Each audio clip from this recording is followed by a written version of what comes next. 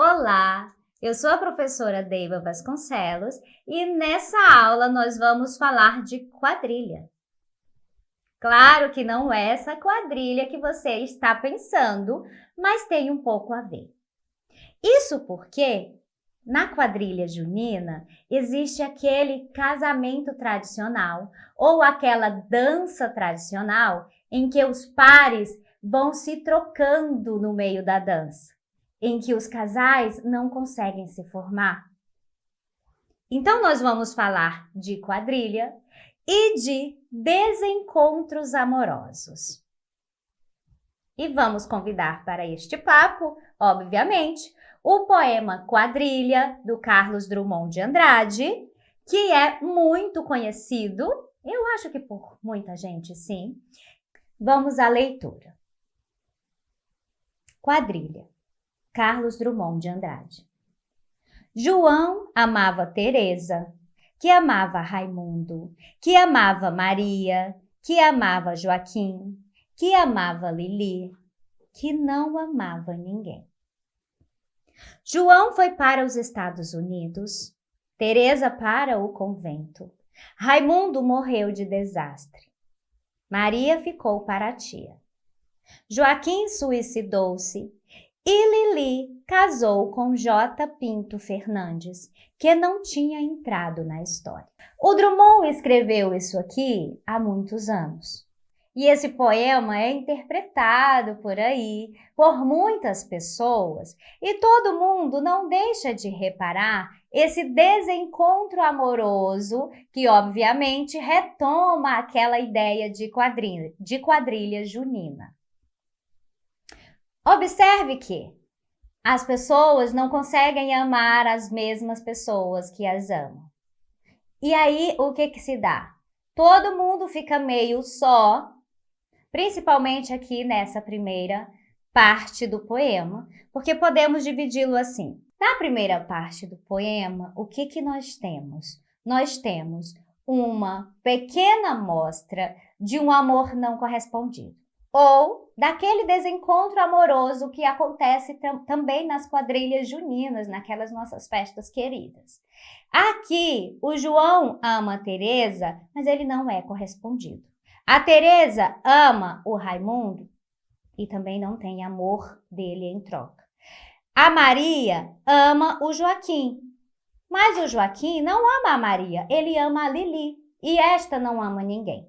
Então, essa primeira parte do poema tem esses nomes, essa pessoalidade, talvez indicando certa juventude dessas pessoas, mas observa que fala de amor. Tem uma necessidade do amor ali.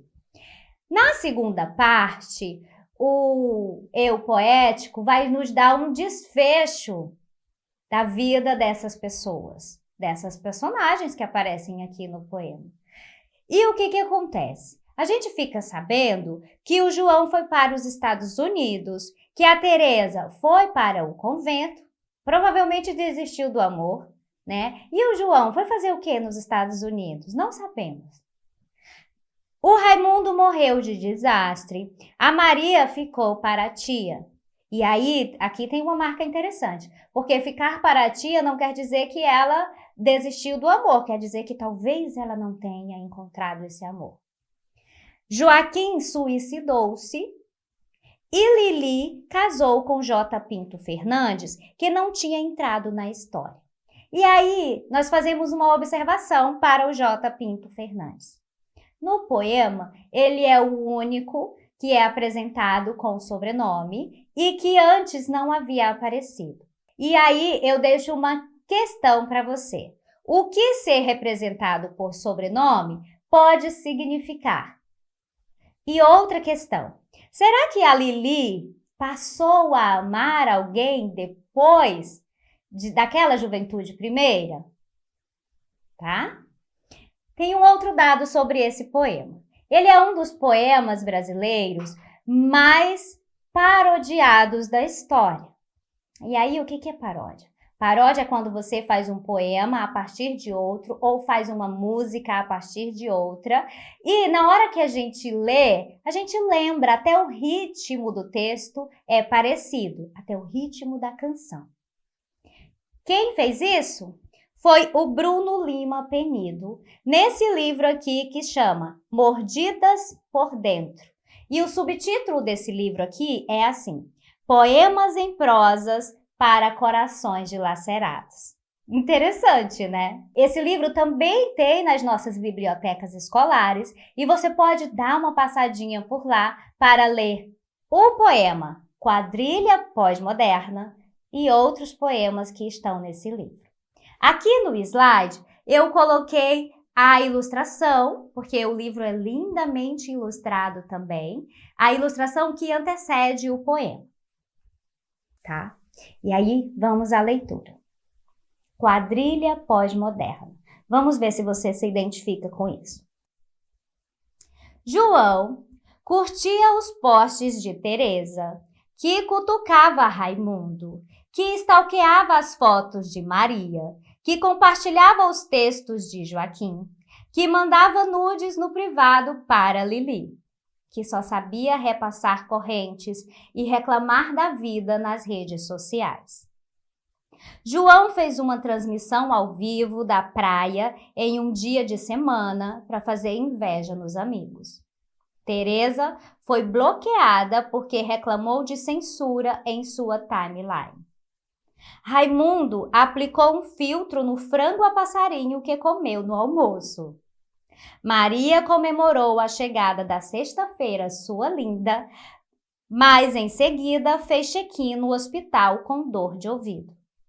Joaquim deletou seu perfil porque cansou de discutir política com os bons e velhos colegas de classe. E Lili publicou uma foto fofa de seu gatinho Angorá que ainda não tinha entrado na história. Ninguém alterou seu status para um relacionamento sério. Esse poema, como o outro, não só no título faz a intertextualidade, mas ele também o autor desse poema, usou os mesmos nomes daqueles personagens que o eu lírico da quadrilha do Drummond apresenta. A diferença é a atualidade do poema. Veja que acaba que nós sabemos dessas histórias. E tem uma grande diferença aqui. No lugar do poeta falar de amores, ele fala de realidade virtual. Que em algum modo e em algum sentido, dizem por aí, passa uma ideia de apreciação do outro. Então, curtir, compartilhar, comentar, tomou o nosso tempo, talvez aquele tempo que anos atrás era dedicado a esse amor, a esse amar outra pessoa, mesmo que não sendo correspondido. Na segunda parte do poema, que o poeta aqui também faz essa divisão, ele vai dizendo qual é a realidade do final do dia das pessoas, ou talvez do final da semana, não um desfecho para a vida. E aí ele diz assim, que o João fez uma transmissão ao vivo para fazer inveja nos amigos. Quer dizer, o João não fez essa transmissão porque ele estava feliz naquele lugar somente. É muito mais para provocar o outro. E lá no final, a Lili publicou uma foto fofa de seu gatinho Angorá, que ainda não tinha entrado na história. E aí nós também percebemos essa realidade muito frequente das pessoas dedicarem muito tempo e amor e atenção aos bichos de estimação, principalmente aos gatinhos. E o desfecho aqui, que é um verso além daquele que tinha na quadrilha do Drummond, é: ninguém alterou seu status para um relacionamento sério. Nem a Lili achou um sobrenome por aí para casar. Inclusive porque lá no início do poema, ela também não estava interessada nisso. Nem os outros. Todo mundo está meio vivendo nessa realidade virtual. E o resultado disso é aquilo que ele diz lá no final. Solidão. E o livro traz essa indicação de interpretação, lá no cantinho, como eu falei antes, que talvez toda essa vivência de internet e de tentativa de impressionar o outro gere apenas a solidão. Isso não é muito diferente daquilo que foi o desfecho do poema do Drummond. Porque, no final das contas, todos os que amavam não foram correspondidos. Portanto, muito provavelmente, isso gerou alguma solidão também. Deixei para o final dessa aula a apresentação do autor de Mordidas por Dentro, este aqui, que chama Bruno Lima Penido. A apresentação no livro diz assim: Bruno Lima Penido tem o coração repartido em 4 pedaços: mineiro, paulistano, portenho e carioca.